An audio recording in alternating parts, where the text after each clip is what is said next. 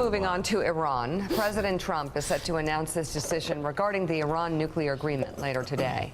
Reports indicate that he will not recertify the deal, punting the next steps to Congress while not necessarily pulling the country out entirely. Oh, this is like a theme for him.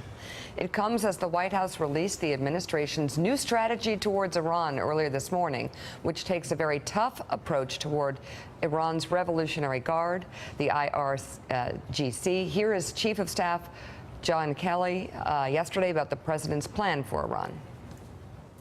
Clearly, the president has he's deep in thought, to say the least, about the way ahead in Iran. And once again, he's not the only one that thinks that maybe the deal that was struck under the previous administration is a deal that, in the long term, even in the medium and long term, will protect America. Yeah, Richard, again, we talked about this repeatedly. It was a very bad deal. I thought it was a very bad deal. I thought the Obama administration was too desperate to strike that deal, but they struck that deal. And it was front-loaded to get money into the hands of the Iranians, so future presidents couldn't do effectively what Donald Trump's trying to do now.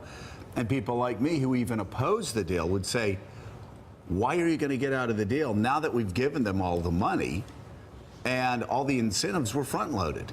It makes no sense. So we give them all the money, we front-load everything, and then we say, okay, there's no deal anymore. You guys go off and make your nukes. Well, the answer is we're not going to go out of the deal.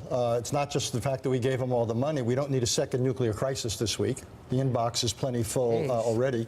We'd isolate ourselves rather than Iran. The rest of the world is not going to They'll stay in it. Absolutely. Plus, in the short run, whatever the flaws of the deal, most of the flaws in the deal are over time. That a lot of the limits on Iran expire, say on centrifuges in 8 years, on enriched uranium in 13 more years.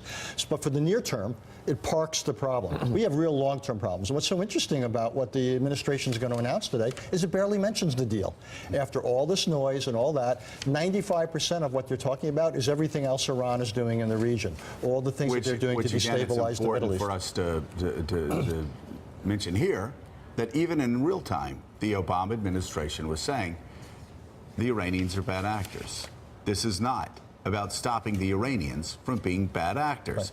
This is about slowing down their nuclear program. It was a narrow deal. It didn't claim to solve the problem. It parked it. Big problems down the road, and I agree with you. I thought many of the limits on Iran, the durations were way too short. I would have made them open-ended. I think we had a lot more leverage than we used. We were too anxious to the deal.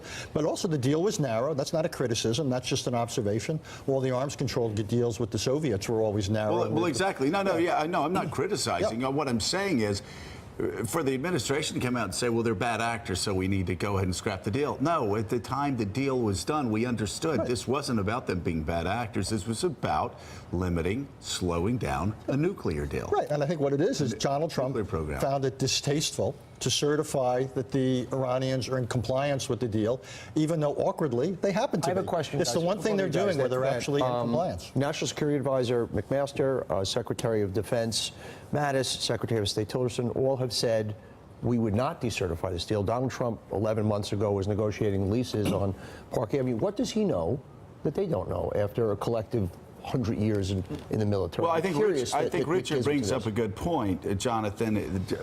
There's so many things that Donald Trump does, which is just for PR, for his 32%. There you go. For his literal moment speaking. So we don't know how this ends. This sounds an awful lot like the transgender ban in the military, something that he puts out there against the advice of all of his military experts.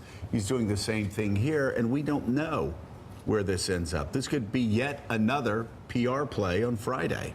It could be, or again, he could actually tear this thing up eventually. I do not rule that out, neither do his advisors. I was talking to a senior official last night who said, you know what, yes, the speech is written, he's going to refuse to certify tomorrow. We've got this plan with Congress, Cotton and Corker are going to do this legislation, but he hates this deal. There's this thing in his gut that he thinks this is terrible, he wants to tear it up. And so, again, I don't rule out, and neither do they, in 2 months Trump just going, well, you know what, to hell with this thing, because he's done it. Again, we saw this last night with the cost-sharing payments.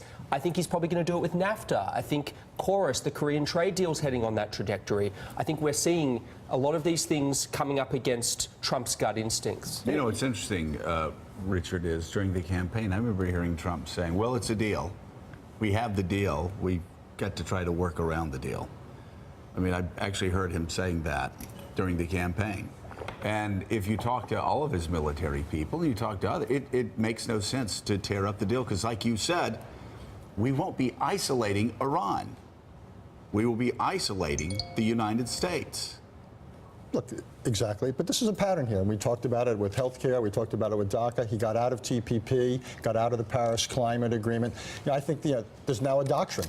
And it's the withdrawal doctrine. The stupid doctrine? And I mean, listen, there are parallels with Paris. Exactly. I mean, in that, what did we get by getting out of Paris? Nothing but a headline for his 32%, and nothing but consternation from across the globe.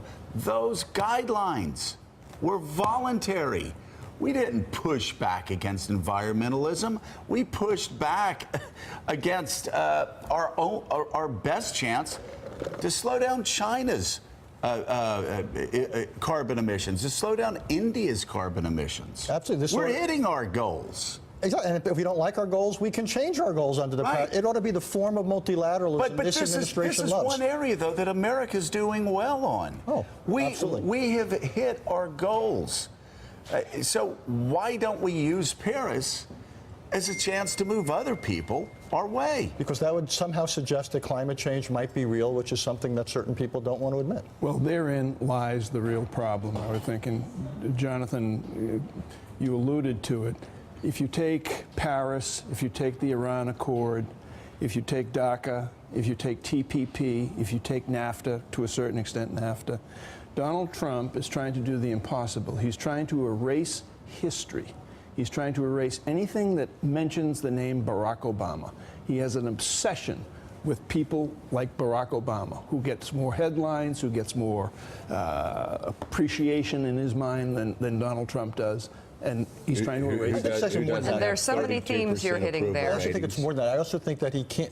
It's this idea of sovereignty and nationalism. We can't be part of something larger. It's what I call, again. Does he understand that, though? Well, because there's no alternative. This is you know, want a strategy. This is called leaving from behind. 32%. This is basically getting out of all these things. To his base, it's not what he understands or what he doesn't understand, because he doesn't care about policy. Tom Barrack, his close friend, his longtime confidant, said it in the Washington Post, Mika, a couple days ago, that he had been trying to explain to Donald, his long-term friend. You don't have to continue to kowtow to this 32%. They are not your base. The American people are your base. Play to the American people. But everything he does, whether it's Paris, whether it's Iran, whether it's the way he's going about with Obamacare, it's playing to his 32%, which is why he will stay there. Well, or as Richard called it, the withdrawal doctrine. That seems to make sense on every level. Thanks for checking out MSNBC on YouTube, and make sure you subscribe to stay up to date on the day's biggest stories. And you can click on any of the videos around us to watch more from Morning Joe and MSNBC. Thanks so much for watching.